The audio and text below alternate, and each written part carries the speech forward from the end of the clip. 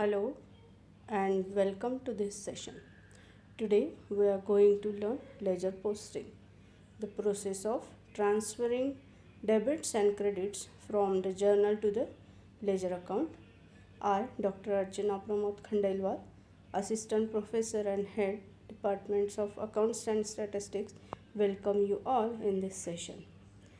Uh, Today our lesson plan is as follows: steps in ledger posting, balancing the ledger, cash book, PT cash book, subsidiary book, journal proper, and caveats. Steps in ledger posting: if the account is real or personal, then opening balance has to be posted. For assets on the debit side, it is written that to balance brought down in particular column. For liabilities and the credit side, by balance brought forward should be written against the amount. Debt should be entered in debt column. The title of the account should be entered in particulars column. The corresponding number of the journal should be entered in JF column. Amount should be mentioned in the amount column against the title of the accounts. Now we will see the format of ledger account. Following is an example. On 26th of May 2009, rupees 1000 cash received from Vinay. In this, there is two accounts involved, cash account and Vinay's account. So we draw one cash account and second is Vinay account.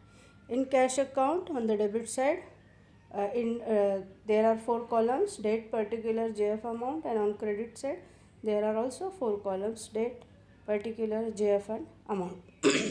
In cash account, we will write date 26 May, and in particular we will write to Vinay account. In JF column is blank and amount is 1000. And on credit side of Vinay's account, we will write date, and in particular we will write cash and amount 1000. Now we will see balancing of ledger. Balancing of an account is an important step towards preparation of final account. The debit and credit column of accounts are made equal by balancing. The debit is greater than credit, then the difference is placed on the credit side.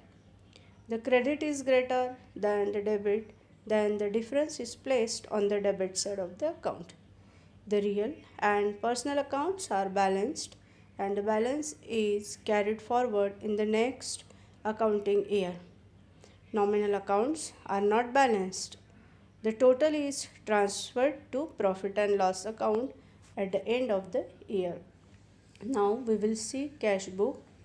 Cash book serves as a primary book as well as ledger. Various types of cash book: single column cash book, double column cash book, triple column cash book, multiple column cash book, and petty cash book. In accounts, we have some subsidiary books such as purchase register, sales register or sales book, purchase return book, sales return book, bills receivable, bills payable, and journal proper.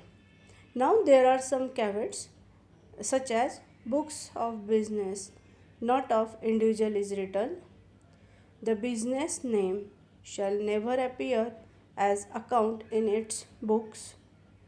In the ledger account, the name of the same account never appears again.